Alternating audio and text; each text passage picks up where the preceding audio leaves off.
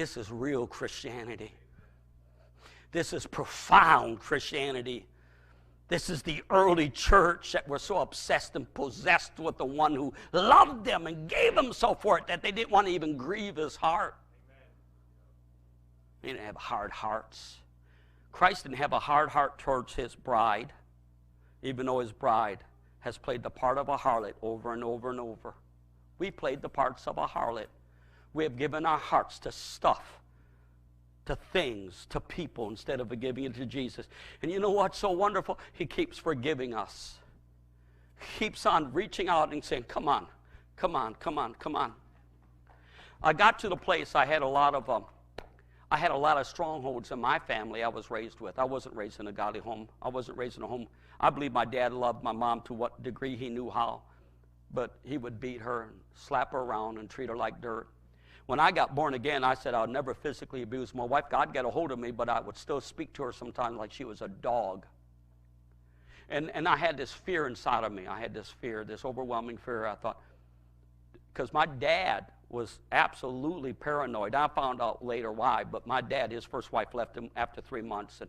And he accused my mom of committing adultery on him, and that my oldest brother was not really his son, and it was all lies. You could see my brother Dennis looked just like my dad. But you know how the devil works with the human mind.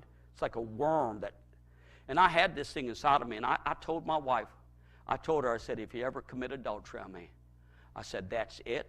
I said, you're out the door. Now listen, that wasn't Christ. That wasn't Christ.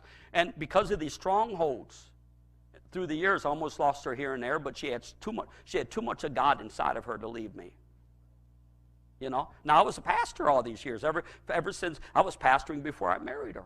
And so all these years we're working in a ministry, but sometimes, man, this spirit would rise up in me, this spirit of fear and paranoia and jealousy and accusations and so forth and so on. And it got to the place to right around 2000 and 2001, right around there, she had her bags packed. Without me knowing it, she was going to leave me. I knew she was going to leave me. And I was in prayer one day, probably in the sanctuary, and I heard, to me, it was like the audible voice of God. He said, if you do not leave her alone, you will lose her. Now, I knew God gave her to me.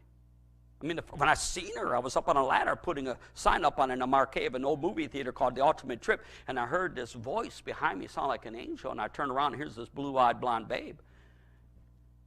And the Spirit of God said to me, she's your wife.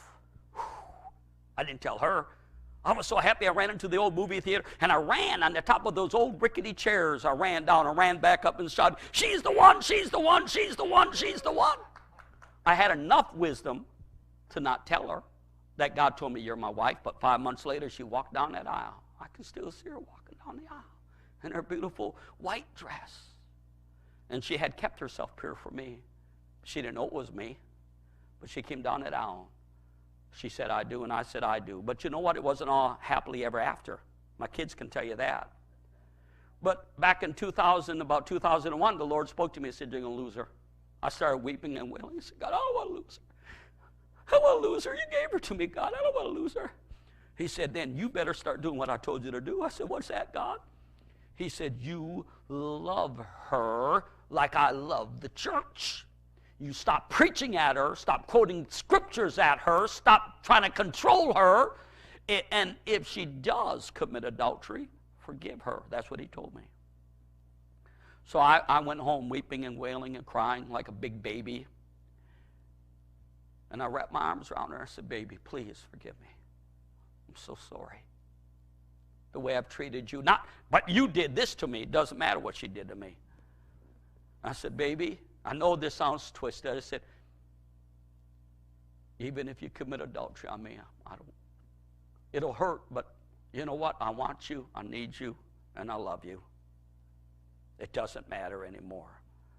Oh, don't misunderstand me. Be not deceived. God's not mocked. Whatever man sows, he's going to reap. I understand this. And it does bring death and destruction in your home. But you know what? I said, Lord, you love me in my adultery.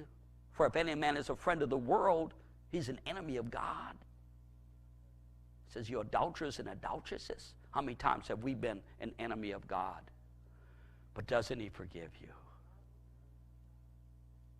Aren't you glad he forgives you? But I discovered something real quick, because for a while I was a force that drove my wife away from me. My attitude, my demeanor, and I was operating in fear. It was really 90% fear. It wasn't really anger. It wasn't hate. It was fear. I was afraid of losing her. Job said, the things which I feared came upon me. I was afraid. I didn't want to lose her, see. She's the best thing that God had ever done in my life besides being born again. I didn't want to lose her, and I was driven with fear, night and day torment. Fear has torment. And finally, it just broke. I said, okay, God, she's yours anyways. He said to me, she's my woman. She ain't yours. I gave it to her as a gift. I used to tell her before I had a revelation that in heaven she's free. I told her, I said, when you get to heaven, I'm going to basically hound you wherever you go. It's like, no, you ain't. We ain't going to be married in heaven. Isn't that strange? But you know what? When I began to love her the way that Christ told me to, I became a magnet to her. I began to draw her to me, to where all of a sudden she's coming and running towards me again. And if I act like an idiot, it drives her away. And I act like Christ, it draws her. If I act like the devil, it drives her away. If I act like Christ, it draws her.